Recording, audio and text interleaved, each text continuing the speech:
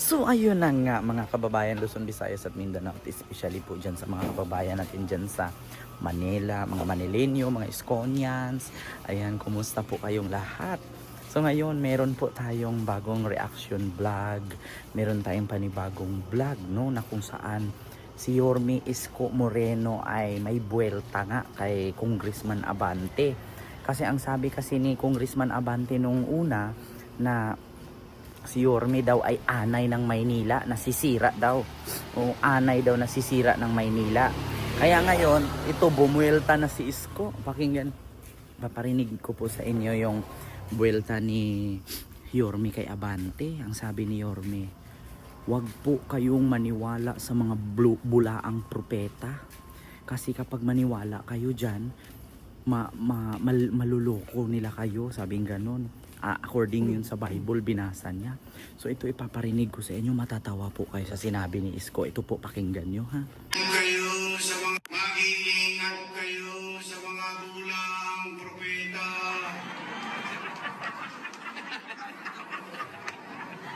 Patay tayo dyan.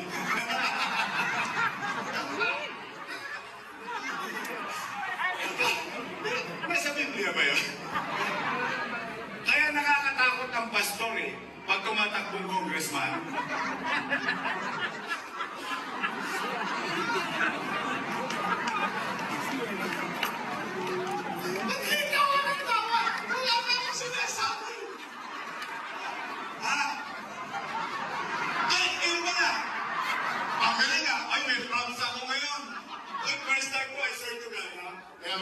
Mateo 24:11. Lilitaw ang maraming gulang propeta at marami ang mga maliligaw nila. Ay, nasa Biblia nga.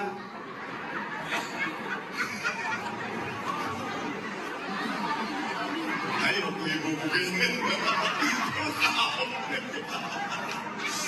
Hindi kasi ako, sabi ko nga sa inyo, hindi naman ako religyoso. Takot ako kay Jesus. Takot ako kay Mama Mary. Kaya, okay naman gamitin natin ng Diyos to inspire. Pero gagamitin natin ng Diyos para sa politika, delikado po yan. Kasi, alam mo naman, may kilala akong bisya. May kilala akong pastor. Alam mo naman pagkatapos yan, may first collection. Second collection. Third collection. Ano sasabihin ng pastor? O anong unang propeta? Ito, alay natin sa langit. Ibabato natin pataas. Lahat ng babagsak, akin.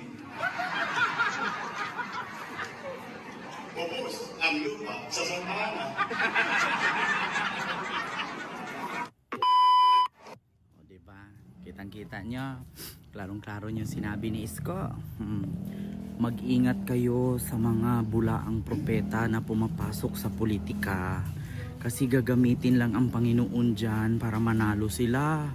Ngayon, lahat ng may pera, ihagis nyo sa langit kay alayan sa Panginoon. Kapag bumagsak, sa kanya na. Ubos ang lupa nyo sa Santa Ana, diba, Congressman Abante? Kaya sabi ko sa inyo talaga, alam mo, ngayon lang ako nakakita na congressman, pastor, buhaya. Kaya, sa totoo lang, ubos ang lupa nyo. Tama ang sabi ni Isko, mag-ingat kayo sa mga bulaang propeta na tumatakbo at pumapasok sa politika. Diba? Actually, natawa ako kasi si Isko, hindi naman siya naninira. Nagsabi lang ng totoo. Bakit? Pag nagsabi ka ng totoo, kasiraan ba yun? Totoo naman po talaga. Dati ang bahay niyan kubo lang, ngayon mansyon na. Dati ang sasakyan niyan, Tamaraw lang, ngayon Mercedes-Benz na. Dati ang relo niyan, Seiko, Casio, ngayon Rolex na. Totoo naman sabi ni Isko. Bakit hindi ba totoo? Ha? So, yun. Masakit mang isipin, masakit mang damdamin, masakit mang i-realize, pero totoo po yun. Kaya nako, ako na nagsabi sa inyo mga kababayan, mga Iskonians, mga Manilenyo, mga nagmamahal kay Isko Moreno, iboto ninyo yung nagsisirbesyo sa taong bayan, hindi yung iboto nyo yung mga nagpapalaki ng bulsa. mula sa bayan. Nako, di ba? So yun na nga, karong-klaro nga mga kababayan na si Yorme Isko, maganda si Yorme panuorin kapag bumuelta. Kasi wala naman siyang binigkas na pangalan, pero merong napapatamaan at merong natatamaan. Di ba? Sabi nga ni Yorme, huwag kayong maniwala sa mga bulaang propeta. Kasi kapag sila nagsalita at naglabasan, marami silang madadala. Oo, di ba?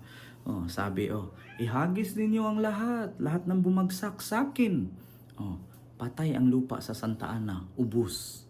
Di ba? Kaya sabi ko sa inyo mga taga District 6, naku po, kung naalala ninyo, dati ang bahay niyan kubo. Ang bahay niyan, apartment lang, yung parang nangupahan lang, pastor lang yan eh. Hindi ko naman nilalang, kasi hindi naman ang lahat ng pastor, maliit ang kita. Pero, gaano ba kadami yung miyembro ng simbahan na kanyang pinapangaralan, kanyang hinahawakan pagiging pastor? Hindi naman siguro umabot ng 1,000,000. Ilan ba yung mga pastor dyan sa Santa Ana, ay ilan ba yung mga baptist dyan sa Santa Ana? Na kaya siyang supplyan ng milyon-milyong halaga ng sasakyan. Di ba? Kasi collection 1, collection 2, collection 3 nga daw, sabi ni Yorme. Sabi nga ni Digong, isa din yan si Digong, magnanakaw din. Kaya alam na alam niya eh. Sabi ni Digong, kayong mga congressman, nung tumakbo kayong congressman, nung nanalo, ang gamit ninyong relo, siko. Nung pumunta kayo ng Malacanang, ang sasakyan ninyo Tamaraw, nung lumabas kayo Mercedes-Benz na. Oo. Tignan nyo yung mga bahay, noon naka-apartment, ngayon mansyon na. Totoo naman. Kasi ganyan din naman si Digong noon.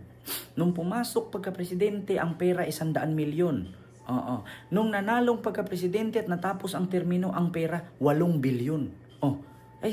Saan ang galing yon? Magkano lang naman sinasahod ng presidente? Bakit sa 6 na taon, bilyon na? Delikado po. Sabihin natin, ang sahod ng presidente, 100,000 o 200,000 o 1 million.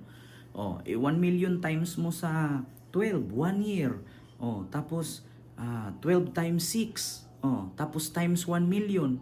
Aabot pa bang bilyon agad? 6 na taon? Kaya, nakakaloka. Sabi ko sa inyo, kung gusto man ninyong iboto na politiko, yung tapat, may resibo, may napatunayan, si Isko Moreno. Kasi kitang-kita naman po ng tao, si Yorme Isko dati, every week nagla-live. Every week may update. Pinapakita niya sa sambayanang Maynila kung asan napunta ang pera na sa pondo ng bayan na ginastos niya sa proyekto para sa mamamayan. Naka-update, naka-vlog, naka-live. Di ba? Hindi katulad ng mga halimaw na to, mga digongyo at mga buwaya, di ba? Na Diyos ko, lumulubo na ang tiyan, lumalaki pa ang bulsa. Sa kapangungurakot sa bayan. Diba? Sabi ni Yorme dito, mag-ingat kayo sa mga bulaang propeta. Ubos lupa nyo. May collection number 1, collection number 2, collection number 3. Diba? So yun lang, mga kababayan. Mag-ingat po kayo and see you next vlog. God first. Thank you.